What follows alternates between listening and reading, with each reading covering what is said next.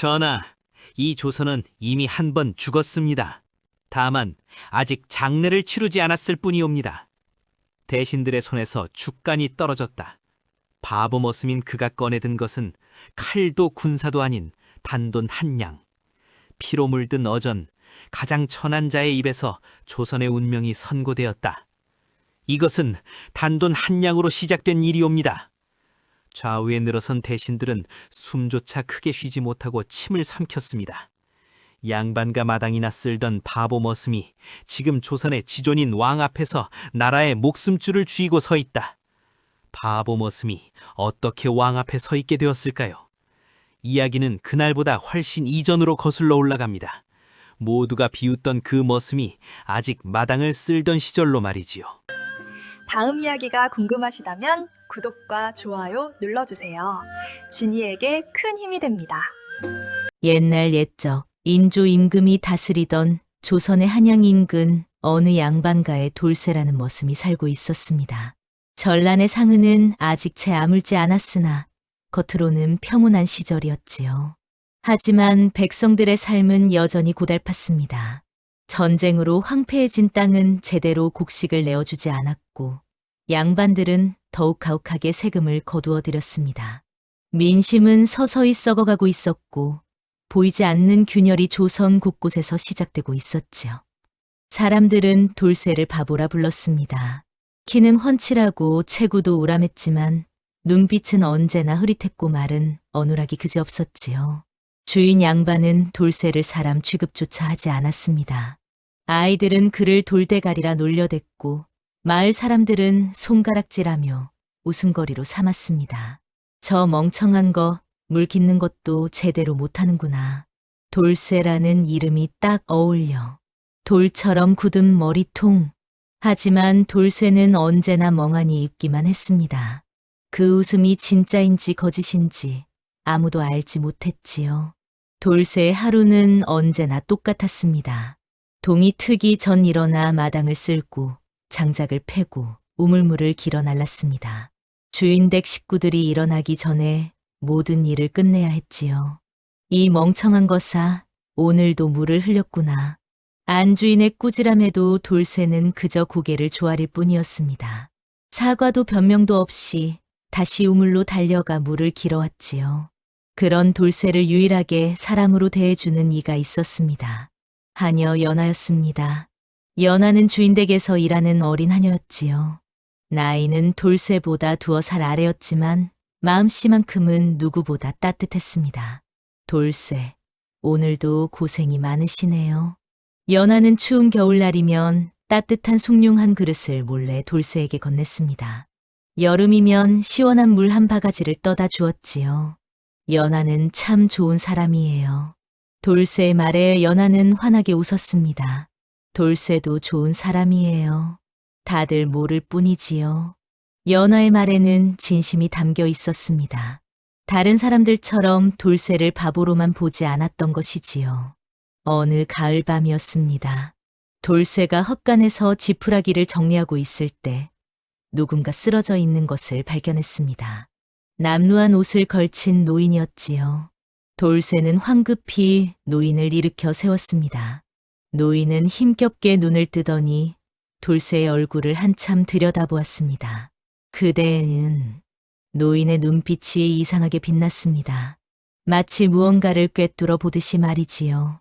이 아이는 살림이 아니라 나라의 팔자를 짊어졌구나. 돌쇠는 영문을 알 수 없었지만 노인에게 물 한 그릇을 떠다 드렸습니다. 노인은 물을 마시고는 어디론가 사라졌지요. 하지만 그 눈빛만은 돌쇠의 마음 한구석에 남았습니다. 며칠 후 주인 양반이 돌쇠를 불렀습니다. 장터에 가서 쌀을 사오너라. 여기 은전 한 양이다. 주인은 돌쇠의 손에 은전을 던지듯 쥐어주었습니다. 돌쇠는 조심스레 은전을 품에 넣고 장터로 향했지요. 장터는 사람들로 북적였습니다. 쌀 장수, 생선 장수, 포목 장수들의 외침이 뒤섞였습니다. 돌쇠가 쌀을 고르고 있을 때 저편에서 비명 소리가 들렸지요. 사람들이 모여 있는 곳으로 가보니 한 노인이 쓰러져 있었습니다. 헛간에서 만났던 바로 그 노인이었지요. 노인은 피를 토하며 괴로워하고 있었습니다. 약방으로 데려가야 하는데 약값이 없어서 주변 사람들은 고개를 저으며 혀를 찼습니다. 아무도 나서지 않았지요. 돌쇠는 품속의 은전을 꺼냈습니다. 한 양 주인이 준 전부였습니다. 그러나 돌쇠는 망설이지 않고 노인 곁에 은전을 내려놓았습니다. 이 멍청한 놈아. 돌아온 돌쇠를 기다린 것은 주인의 매질이었습니다. 쌀은 사지 못하고 은전마저 날렸으니 당연한 일이었지요. 은전을 어디에 썼느냐? 노인께서 아프셔서. 돌쇠의 어눌한 대답에 주인은 더욱 화가 났습니다. 등짝이 터져라 매를 맞고도 돌쇠는 울지 않았습니다. 다만 그 노인이 살았기를 바랄 뿐이었지요. 마당 한 구석에서 연화가 그 광경을 보고 있었습니다. 눈물이 주르르 흘러내렸지요. 돌쇠가 매를 맞는 모습을 보는 것이 너무나 괴로웠습니다. 밤이 되어 모두가 잠든 후 연화는 몰래 헛간으로 향했습니다. 돌쇠는 구석에 웅크린 채 몸을 떨고 있었지요. 돌쇠. 연화는 조심스레 다가가 품에서 약초를 꺼냈습니다. 낮에 몰래 구해온 것이었습니다. 이걸 바르면 상처가 나을 거예요. 연화의 손길이 돌쇠의 등에 닿았습니다. 차가운 약초의 감촉에 돌쇠는 움찔했지요. 아프시죠? 조금만 참으세요. 연화는 조심조심 약을 발랐습니다. 그 손길이 얼마나 따뜻하던지 돌쇠는 가슴 한구석이 뜨거워지는 것을 느꼈습니다. 연화, 고마워요. 천만에요. 돌쇠는 나쁜 일을 한 게 아니에요. 사람을 살린 거잖아요. 연화의 말에 돌쇠는 고개를 들어 그녀를 바라보았습니다. 달빛 아래 연화의 얼굴이 환하게 빛났지요. 그 순간 돌쇠는 깨달았습니다. 자신이 지켜야 할 사람이 생겼다는 것을 말이지요. 그날 밤 돌쇠는 이상한 꿈을 꾸었습니다. 산신령의 형상을 한 존재가 나타나 말했지요. 그 한 양은 인연이요. 문이 열렸다. 꿈에서 깨어난 돌쇠는 뭔가 달라져 있었습니다. 세상이 다르게 보이기 시작했지요. 사람들의 말, 숫자의 흐름, 물건의 값이 마치 실처럼 이어져 보였습니다. 연화가 걱정스레 물었습니다. 돌쇠 괜찮으세요? 어젯밤에 열이 많으셨는데. 괜찮아요. 연화. 오히려 몸이 가벼워진 것 같아요. 돌쇠의 눈빛이 달라져 있었습니다. 더 이상 흐릿하지 않았지요. 연화는 그것을 알아챘지만 아무 말도 하지 않았습니다. 며칠 후 주인댁 마님이 장부를 펼쳐놓고 한숨을 쉬고 있었습니다. 돌쇠는 마당을 쓸다가 얼핏 장부를 보았는데 계산이 틀린 것이 한눈에 들어왔지요. 마님, 저기 바보 주제에 무슨 말이냐? 하지만 돌쇠는 물러서지 않았습니다. 조심스레 손가락으로 숫자를 짚었지요.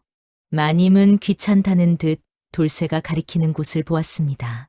어머, 이게 계산이 틀려 있었습니다. 그대로 두었다면 큰 손해를 볼 뻔했지요. 하지만 마님은 그저 흥 하고 코웃음을 칠 뿐이었습니다. 공은 마님의 것이 되었고 돌쇠는 여전히 바보 머슴이었습니다. 하지만 연화는 달랐습니다. 연화는 돌쇠의 눈빛이 달라진 것을 알아챘지요. 우물가에서 둘만 있을 때 연화가 조용히 물었습니다. 돌쇠, 정말 바보이신가요? 돌쇠는 물동이를 내려놓고 연화를 바라보았습니다. 한참을 망설이다가 아주 작은 목소리로 말했습니다. 연화만은 속이고 싶지 않아요. 연화의 가슴이 쿵 내려앉았습니다. 역시 그랬던 것이지요. 언제부터, 아니, 처음부터 바보가 아니셨나요? 돌쇠는 고개를 저었습니다. 어렸을 때는 정말 바보였어요. 아니, 바보인 척했어요. 그래야 살 수 있었거든요. 연화는 돌쇠의 손을 꼭 잡았습니다. 이제는 바보인 척 안 하셔도 돼요. 제가 지켜드릴게요. 돌쇠는 눈시울이 뜨거워졌습니다. 평생 처음으로 누군가 자신을 지켜주겠다고 말하는 것이었지요. 고마워요, 연화. 하지만 아직은 때가 아니에요. 조금만 더 기다려 주세요. 얼마든지 기다릴게요. 달빛 아래 두 사람의 손이 포개졌습니다. 그 순간만큼은 세상에 둘만 있는 것 같았지요. 그날부터 돌쇠는 몰래 글을 익히기 시작했습니다. 주인댁 도련님이 버린 책을 주워 밤마다 읽었지요. 한글은 이미 알고 있었고 한자도 하나둘 깨쳐갔습니다. 연하가 가끔 돌쇠를 도왔습니다. 주인댁에서 쓰지 않는 먹과 붓을 몰래 가져다 주고 글을 읽는 법을 알려주었지요. 연하는 어떻게 글을 아세요? 제 아버님께서 어렸을 때 조금 가르쳐 주셨어요. 양반댁 서녀였거든요. 돌쇠는 고개를 끄덕였습니다. 그래서 연하의 말씨가 다른 하녀들과 달랐던 것이지요. 낮에는 장터의 심부름을 가며 세상의 흐름을 읽었습니다. 쌀값이 오르고 배값이 내리고 백성들이 무엇을 불만스러워하는지 귀 기울였지요. 돌쇠는 듣고 기억하고 연결했습니다. 조선이라는 큰 그림이 그의 머릿속에 그려지기 시작했습니다. 시장의 쌀값은 북쪽 흉년을 말해주었고 포목값의 변화는 상인들의 움직임을 보여주었습니다. 백성들의 수근거림 속에는 조정의 혼란이 숨어 있었지요. 세월이 흘러 계절이 2번 바뀌었습니다. 그동안 돌쇠와 연하의 마음은 더욱 깊어졌지요. 어느 날 주인 양반에게 큰 화가 닥쳤습니다. 영모 혐의에 연루된 것이지요. 이는 누명이옵니다. 주인 양반은 억울함을 호소했지만 의금부 관리들은 귀를 막았습니다. 오히려 주인댁 머슴인 돌쇠가 밀고범이라는 소문이 퍼졌지요. 바보 머슴이 주인을 팔아먹었다더라. 그 멍청한 것이 무슨 수로. 사람들은 수군거렸습니다. 돌쇠는 의금부로 끌려갔고 형틀 앞에 무릎을 꿇었지요. 연하는 돌쇠가 끌려가는 모습을 보며 눈물을 흘렸습니다. 돌쇠는 그런 사람이 아니에요. 절대 그런 일을 할 사람이 아니에요. 하지만 아무도 귀담아 듣지 않았습니다. 의금부에서 돌쇠는 끝까지 부인했습니다. 내가 고발했느냐? 아니옵니다.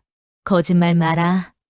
내 주인이 역적과 내통했다는 것을 고했다며. 하지만 돌쇠는 끝까지 부인했습니다.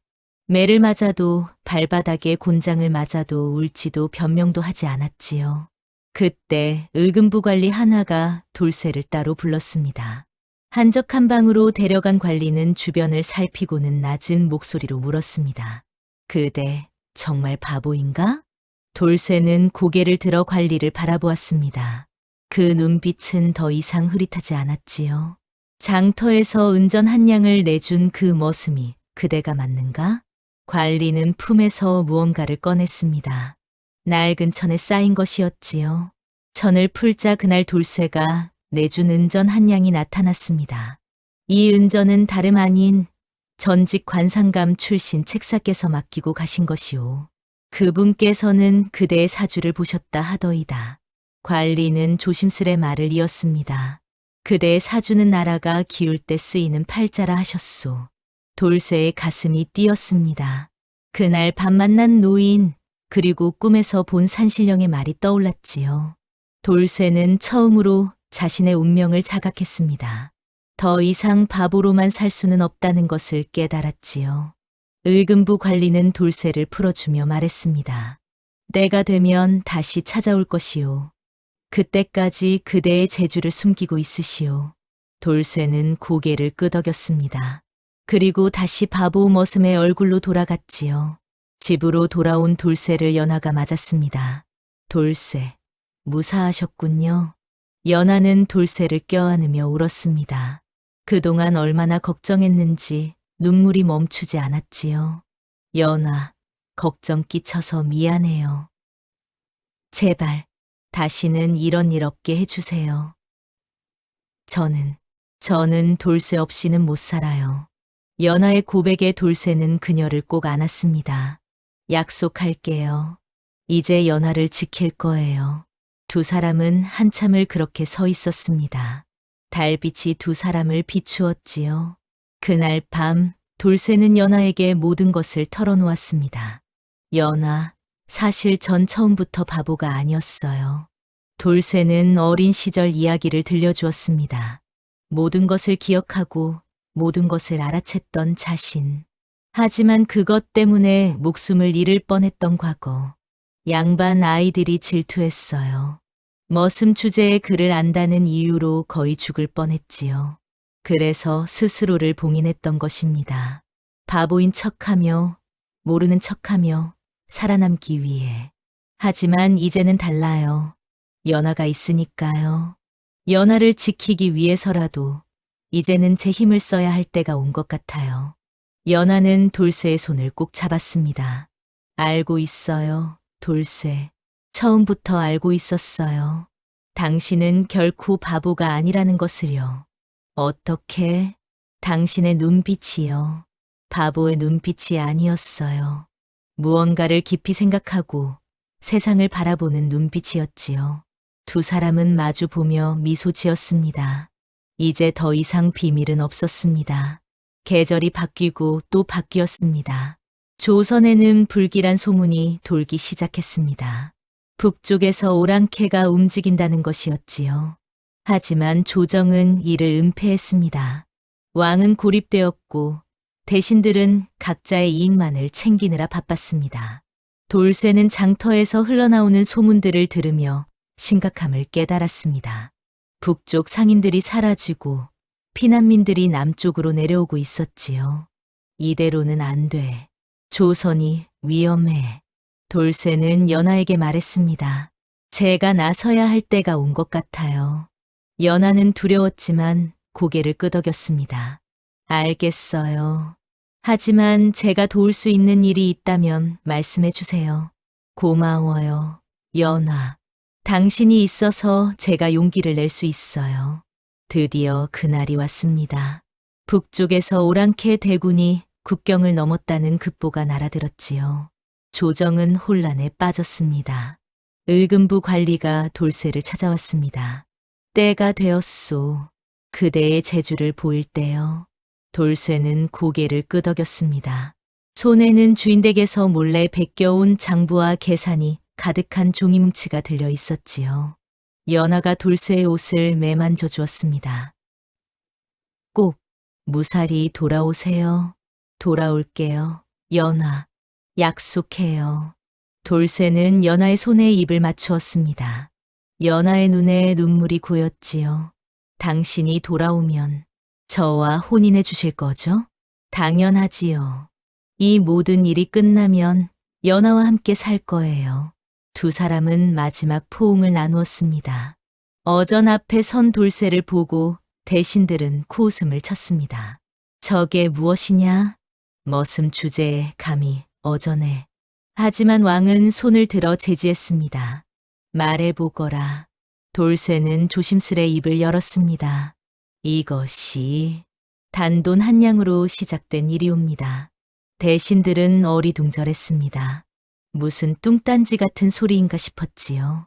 몇 해 전 소인은 한 노인을 살리기 위해 은전 한 냥을 썼사옵니다. 그것이 인연이 되어 이 자리에 섰나이다. 돌쇠는 장부를 펼쳤습니다. 조선의 재정이 기울어진 것은 군량미의 유통 때문이옵니다. 상인들은 값을 속이고 관리들은 중간에서 빼돌리고 있사옵니다. 대신 하나가 버럭 소리쳤습니다. 네 이놈, 무슨 근거로 그런 말을. 여기 증거가 있사옵니다. 돌쇠는 계산을 보여주었습니다. 장터에서 들은 쌀값, 군량미 유통량, 관청 장부의 숫자들을 모두 연결한 것이었지요. 왕은 숨을 멈추고 그 계산을 들여다보았습니다. 완벽했습니다. 그래서 어찌하자는 것이냐? 왕이 물었습니다. 돌쇠는 무릎을 꿇고 말했습니다. 군량미를 바로잡고 백성들에게 믿음을 주면 전쟁을 피할 수 있사옵니다. 오랑캐는 우리가 약하다 여기기에 쳐들어오는 것이옵니다. 말이 쉽지. 어찌 그리 간단하겠느냐? 대신들은 반박했습니다. 하지만 돌쇠는 흔들리지 않았지요. 소인이 계책을 세웠사옵니다. 단 석 달이면 조선의 군량을 바로잡을 수 있나이다. 왕은 오랜 침묵 끝에 고개를 끄덕였습니다. 좋다. 내게 맡기마. 대신들은 경악했지만 왕의 뜻은 확고했습니다. 그때 의금부 관리가 나섰습니다. 전하, 이자는 다름 아닌 전직 관상감 책사께서 점지하신 인물이옵니다. 관리는 노인의 편지를 꺼내 보였습니다.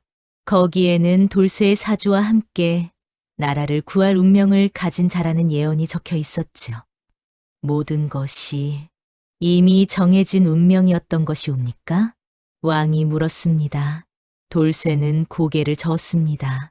아니옵니다, 전하. 운명은 선택으로 만들어지는 것이옵니다. 소인이 그날 한량을 쓰지 않았다면 이 자리에 서지 못했을 것이옵니다. 왕은 고개를 끄덕이며 미소 지었습니다. 돌쇠는 밤낮 없이 일했습니다. 장부를 바로잡고 상인들을 설득하고 백성들에게 믿음을 주었지요. 연하도 돌쇠를 도왔습니다. 궁궐 안팎을 오가며 소식을 전하고 필요한 물건을 구했습니다.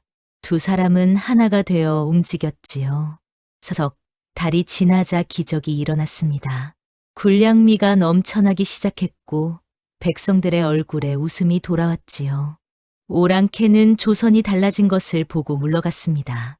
약한 나라가 아니라 강한 나라로 변한 것을 느꼈기 때문이었지요. 조정 대신들은 돌쇠 앞에 고개를 숙였습니다. 그대의 해안에 감복하였소. 하지만 돌쇠는 담담했습니다. 소인은 다만 제 할 일을 했을 뿐이옵니다. 왕은 돌쇠에게 벼슬을 내리려 했습니다.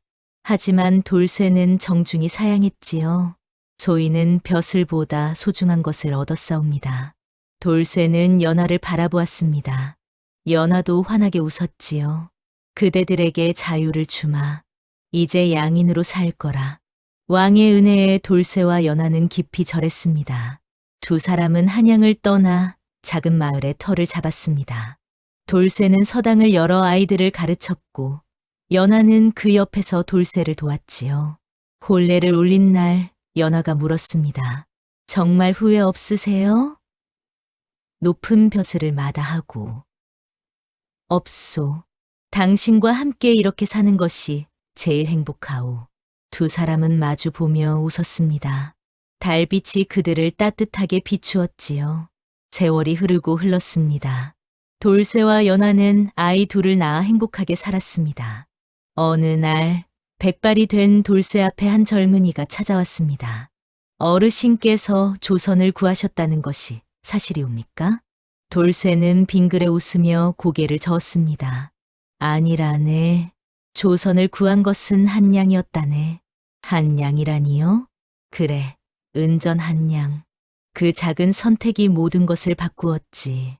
젊은이는 고개를 갸웃거렸지만 돌쇠는 더 이상 말하지 않았습니다. 그날 밤 연하가 물었습니다. 후회는 정말 없으세요? 없소. 당신이 옆에 있으니까요. 연하는 돌쇠의 손을 꼭 잡았습니다.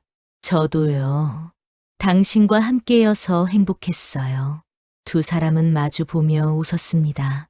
그들의 손은 여전히 따뜻했지요. 세상은 여전히 돌쇠를 바보라 불렀습니다. 하지만 조선은 살아남았습니다.